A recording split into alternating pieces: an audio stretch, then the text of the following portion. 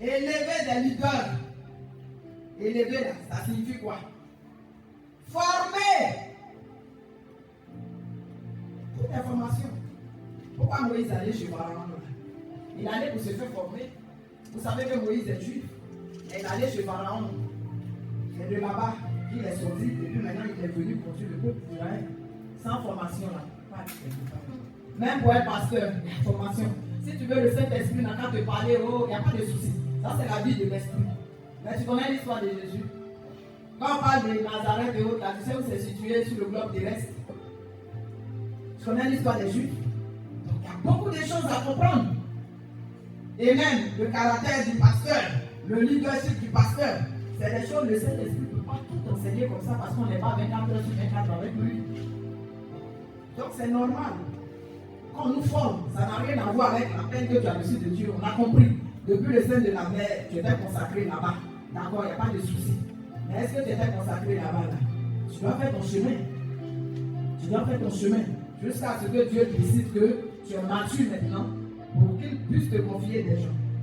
Élever veut dire quoi encore? Ça veut dire discipliner. Ta houlette est ton bâton de ration. Pourquoi on nous traite de brebis quand on est dans la maison de Dieu?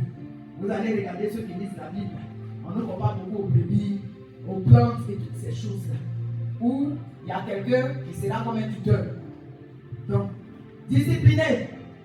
Si on dit allons à gauche, allons à gauche.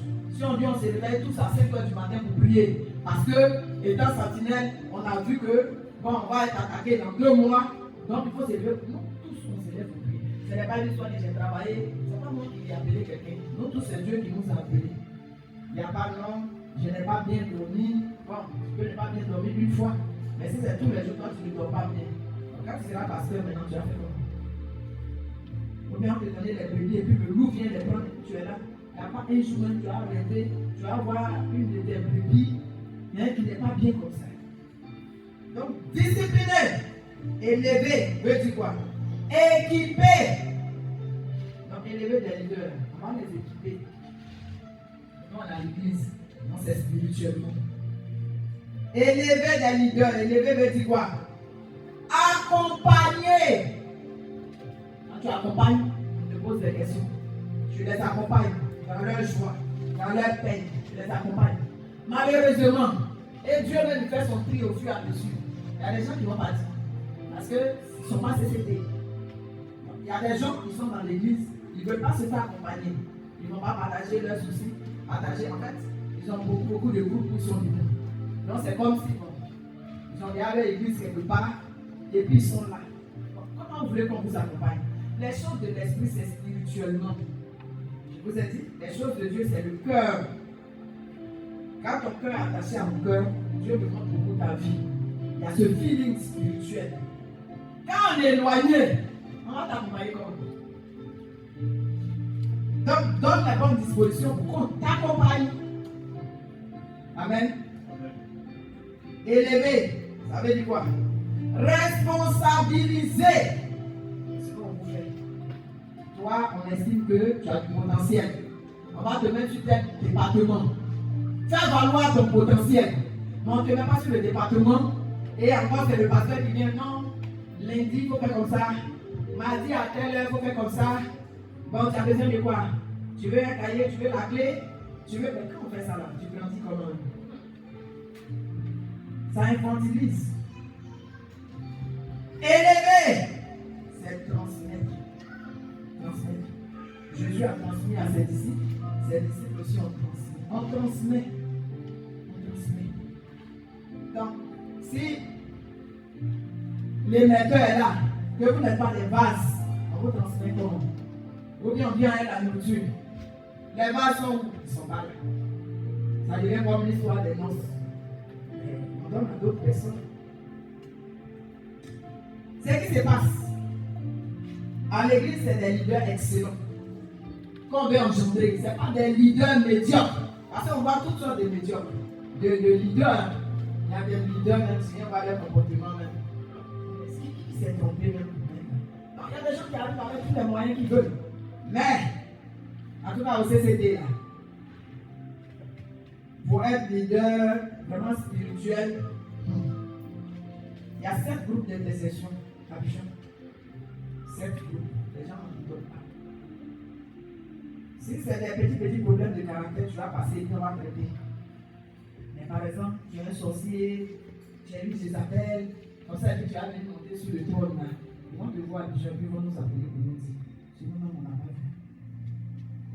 Soyons des chrétiens bien. Soyons des chrétiens bien. À la fin de la journée, nos immeubles, notre argent, nos 10 boulots, ça ne va pas dans le trou avec nous. On est nus devant le Seigneur. Et puis c'est ce qu'on a fait dans sa maison. Les bonnes œuvres. Quand on a donné notre vie à Dieu d'abord. Parce que ce n'est pas les gens d'ici là. Moi, je ne fais pas du mal à quelqu'un. Hein. Moi, je donne tous mes habits. Hein.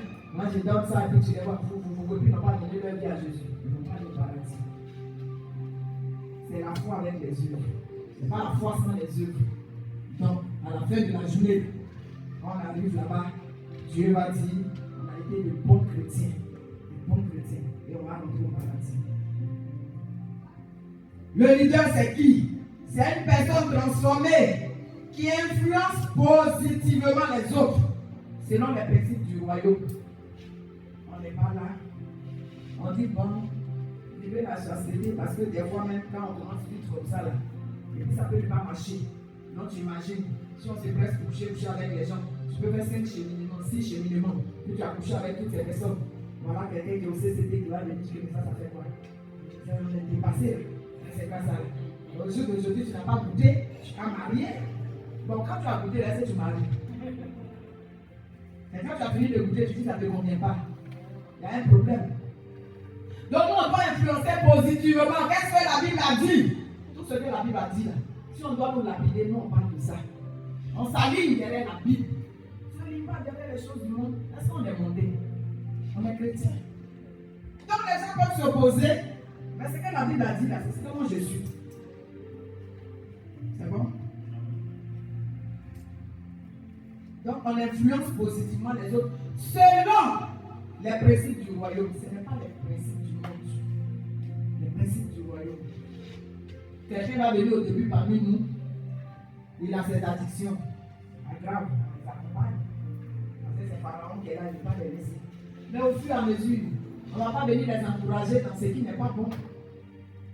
Deuxième pilier, propulser des destinées, ça veut dire quoi? Propulser. Ça veut dire quoi? Assez souvent on répète ça. Beaucoup de gens vont pas dire je vais aller sur Google, je prends mon dictionnaire pour voir. Vidéo, vous savez quoi? Propulser, vous savez quoi? Transformation, on apprend. Propulser signifie révéler l'appel.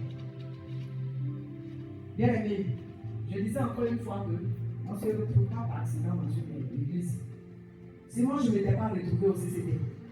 C'est vrai, beaucoup de serviteurs de Dieu ont dit que j'étais appelé et nanana. Est-ce que j'étais consacré? C'est quand je suis arrivé sur la terre où Dieu voulait que je sois là. C'est là qu'on m'a consacré. Ça veut dire que beaucoup de bonnes choses peuvent être en toi. Si tu n'es pas au bon endroit, après rester dans les endroits, ça ne va pas sortir. Mais quand tu es au bon endroit, tout fleurit. C'est pour ça qu'il faut prier pour qu'on soit au bon endroit partout. Des promotions peuvent être dans les champs.